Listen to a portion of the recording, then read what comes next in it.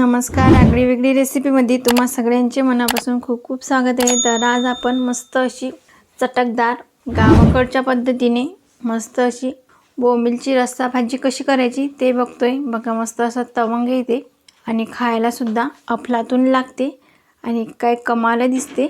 आणि तुम्ही यातील बोंबील सुद्धा बघू शकता, त्या चवीला छान टेस्टी लागतात। मी ज्या पद्धतीने केली आहे त्याच पद्धतीने नक्की एकदा ही भाजी करून बघा। संपूर्ण ताट असं चाटून पुसून रिकामं होईल।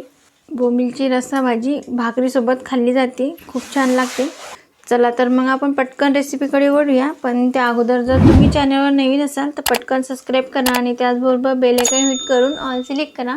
आणि तुम्हाला मुळात म्हणजे हा व्हिडिओ संपूर्णच बघायचा आहे, त्याशिवाय कुठेच जाऊ नका आणि अजिबात स्किप करून बघू नका। चला तर मग पटकन अशी चटकदार चमचमीत आपण ही भाजी बनवायला सुरुवात करूया।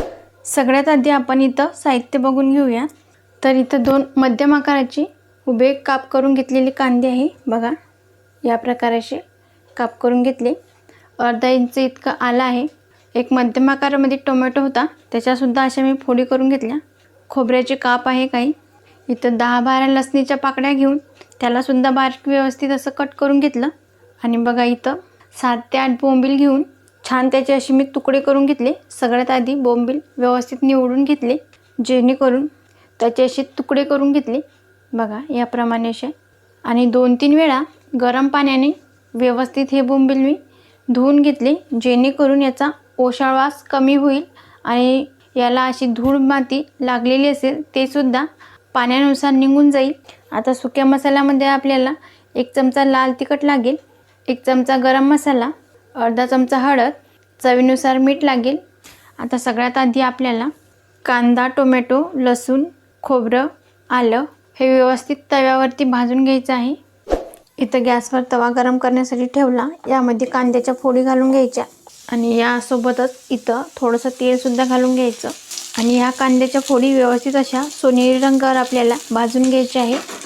बघा इथे कांदा हलकासा सोनेरी रंगावर भाजून घेतला। आता यामध्ये आपल्याला लसूण घालायचं आहे।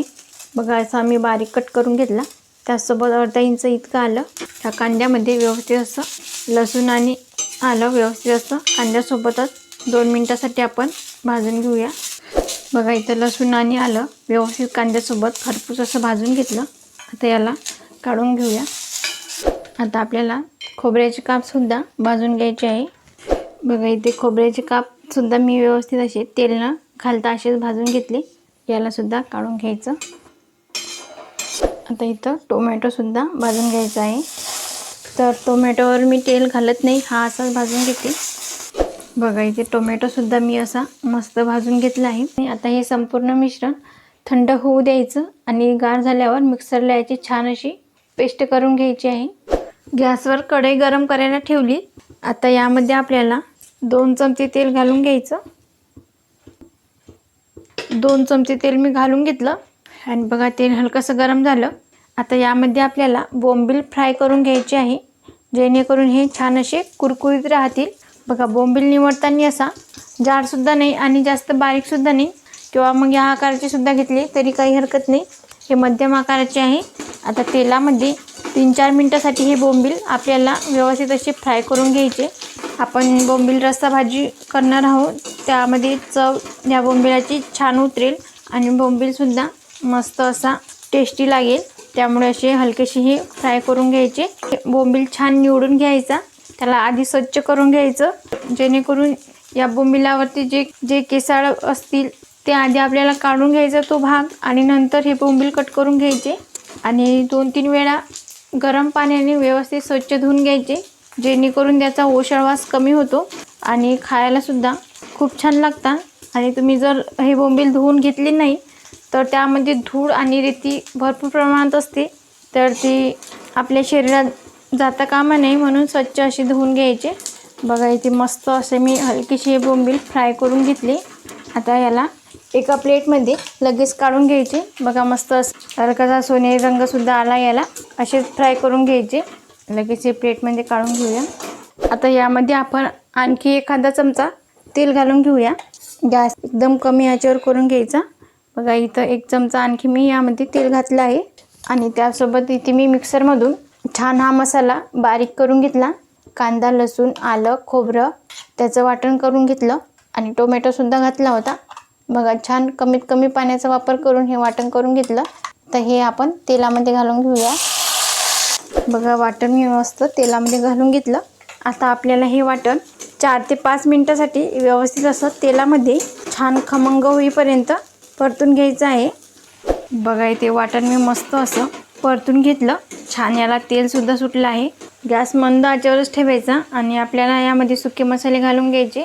लाल तिखट आहे 1 चमचा, त्याचसोबत इथं गरम मसाला, हळद आणि अगदी थोडंसंच मीठ घालायचं चवीनुसार. जास्तीचं मीठ घालू नका, कारण बोंबीलसुद्धा चवीला थोडेसे खारट असतात, म्हणून मीठ बेताने घालायचं. या वाटणामध्ये सुके मसाले व्यवस्थित एकजीव करून घ्यायचे आणि आणखी 3-4 मिनटासाठी हा मसाला व्यवस्थित परतून घेऊया. बघा मस्त असा हा मसाला मी व्यवस्थित परतून घेतला. आता यामध्ये आपल्याला थोडं पाणी घालायचं आहे, 2 चमचे इतकं. बघा इथं मिक्सरचं भांडं धुवून 2 चमचे इतकं पाणी घालते, कारण या पाण्यामध्ये छान ही ग्रेव्ही व्यवस्थित अशी 2 मिनटासाठी आपल्याला परतून घ्यायची आहे, जेणेकरून मसाला हा बुडाशी लागणार नाही. 2 मिनटासाठी व्यवस्थित हे परतून घेतलं. आता आपल्याला यामध्ये फ्राय केलेले बोंबील घालून घ्यायचे. मसाल्यामध्ये बोंबील व्यवस्थित असे कोट करून घ्यायचे. या मसाल्यामध्ये बोंबील व्यवस्थित मी मिसळून घेतले. आता यामध्ये आपल्याला पाणी घालायचं. इथं मी टोटल 1.5 ग्लास पाणी घालून घेतलं. बोंबीलचा रस्सा कितपत हवा त्यानुसार पाण्याचा अंदाज कमी जास्त करून घेऊ शकता. इथं मी 1.5 ग्लास घातला आहे. एकदा परत हे व्यवस्थित मिसळून घ्यायचं. यावर मी एक अशी प्लेट झाकण ठेवते. गॅस एकदम कमी आचेवर करून घ्यायचा आणि 10 मिनटासाठी आपल्याला ही भाजी व्यवस्थित अशी शिजवून घ्यायची आहे. गॅस एकदम कमी आचेवर करूनच. आता इथे जेमतेम 10 मिनटं झाली आहे. झाकण उघडून बघूयात. आहा क्या बात आहे. मस्त असा सुगंध घरभर दरवळला आहे आणि तुम्ही बघू शकता. बघा मस्त इथं हलकासा तवंगसुद्धा आला आहे आणि तुम्ही याचं टेक्स्चर बघू शकता, तवंगसुद्धा बघू शकता. तरी खूप छान आली आहे. खायला ही भाजी खूप अशी छान लागते. आता आपण गॅस करूया बंद. तर आपली गावाकडच्या पद्धतीने बनवलेली ही बोंबील रस्सा भाजी आहे. बघा किती छान दिसते. खायला तर एकदम अशी टेस्टी लागते. गरमागरम ही बोंबीलची रस्सा भाजी गरमागरम भाकरीसोबत मस्त अशी कुस्करून खायची वेगळीच मजा येते. तर तुम्ही सुद्धा एकदा बनवून बघा आणि रेसिपी कशी झाली ती कमेंटमध्ये सांगायला विसरू नका. तुम्हाला जर आजची ही रेसिपी आवडली असेल तर तुम्ही प्लीज लाईक करा.